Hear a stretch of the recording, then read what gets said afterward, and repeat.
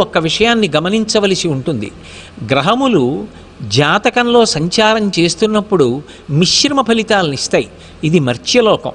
కేవలము శుభములు ఉండవు, కేవలము అశుభములు ఉండవు, శుభాశుభ సమ్మేళనంగా ఉంటుంది. కానీ మనిషి తెలుసుకోవలసినది మాత్రం ఒక్క విషయాన్ని బాగా గమనించాలి. శ్రీకాళహస్తీశ్వర శతకం చేస్తూ దుర్జటి మహాకవి ప్రతిపాదన చేస్తాడు. గ్రహదోషంబులు దుర్నిమిత్తములు నీ కళ్యాణ నామంబు ప్రత్యహమున్ పేర్కొను ఉత్తమోత్తముల బాధం పెట్టగానోపునే దహనం కప్పకజాలు నీ శలభ సంతానంబు నీ సేవచేతి హతక్లేశులు కారుకాక మనుజుల్ శ్రీకాళహస్తీశ్వర అంటాడు. నీ సేవ చేసి హతక్లేశులు కారుకాక మనుజుల్ శ్రీకాళహస్తీశ్వర. గ్రహములు ఆ జనన సమయాన్ని బట్టి ఒక సంవత్సరంలో కొన్ని ఫలితాలను ఇవ్వడానికి సిద్ధంగా ఉండవచ్చు, కానీ అధిగమించడానికి కూడా ఒక అవకాశం ఉంటుంది. దేని చేత అధిగమిస్తారు?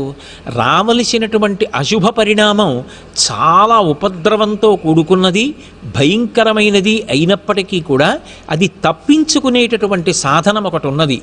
ఏది ఆ సాధనము అంటే నీ కళ్యాణ నామంబు ప్రత్యహమున్ పేర్కొను ఉత్తమోత్తముల బాధం పెట్టగానోపునే. భగవంతుని యొక్క నామ సంకీర్తనం ప్రతిరోజు చెయ్యడానికి అలవాటు పడినటువంటి వాడెవరుంటాడో అటువంటి వాణ్ణి గ్రహములు కూడా బాధించవు. ప్రతిరోజు భగవన్నామం తెలిసి కానీ తెలియక కానీ చెప్పగలగడం ఒక అదృష్టం. అయితే కేవలం నామం చెప్పడం వల్ల ప్రయోజనం కలుగుతుంది అన్న మాటకి ఎంత సారమున్నదో దాని యొక్క కొనసాగింపు కూడా అంత సారవంతము. ఎందుకంటే భగవంతుని యొక్క నామములు గౌణములు. అవి కేవలం ఏదో భగవంతుడికి బాలసారి చేసి పెట్టిన పేర్ల వంటివి కావు.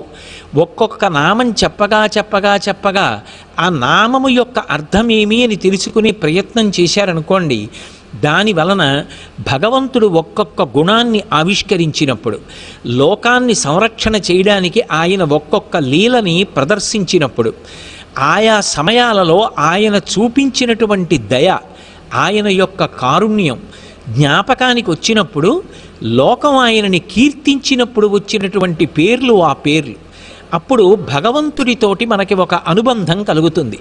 భగవంతుడితో అనుబంధం కలిగితే ఆయన ఎలా చెప్పాడో అలా బ్రతకడం గొప్ప అని అలవాటవుతుంది. ఆయన ఎలా చెప్పాడో అలా బ్రతికితే ధర్మాన్ని పాటించినట్టు అవుతుంది. ధర్మాన్ని పాటిస్తే మనము ప్రశాంతంగా ఉంటాం, లోకము ప్రశాంతంగా ఉంటుంది. అంటే నిజానికి సమాజము యొక్క శాంతి భద్రతలన్నీ దేని మీద ఆధారపడి ఉన్నాయి అంటే ధర్మాచరణము వలన మాత్రమే సాధ్యమవుతాయి. అటువంటి ధర్మాచరణము చెయ్యడానికి మొట్టమొదట అసలు సమన్వయం ఎక్కడ కలుగుతుంది అంటే భగవన్నామాన్ని పలకడంలో ఉంటుంది. అందుకే పంచాంగ శ్రవణము చేసి ఒకవేళ గ్రహగతులు అంత బాగాలేవు, ఆనుకూల్యత ఎక్కువగా లేదు అంటే దాని గురించి బెంగ పెట్టుకోవలసినటువంటి అవసరం లేదు. ఏ బెంగ పెట్టుకోకుండా చక్కగా భగవంతుణ్ణి నమ్ముకుని ధర్మ మార్గంలో ప్రయాణం చేస్తే వాడు చేతికి నూనె రాసుకుని పనసతొనలు తీసిన వాడితో సమానం. పనసతొనలు ఎంత జిగురుగా ఉన్నా, పనస పాలు ఎంత చేతికి అంటుకునే లక్షణమున్నవైనా, చేతికి నూనె రాసుకుని తొనలు తీసిన వాడికి చేతికి ఆ జిగురు అంటుకోదు. అంటుకోకుండా నూనె కాపాడుకుంటుంటుంది. అలాగే ధర్మ మార్గంలో ప్రవర్తించిన వాడికి భగవంతుని యొక్క అనుగ్రహం ఉంటుంది. భగవద్ అనుగ్రహం ఎవరికి ఉంటుందో అటువంటి వాణ్ణి గ్రహములు కూడా చెనకి విశేషంగా బాధ పెట్టవు.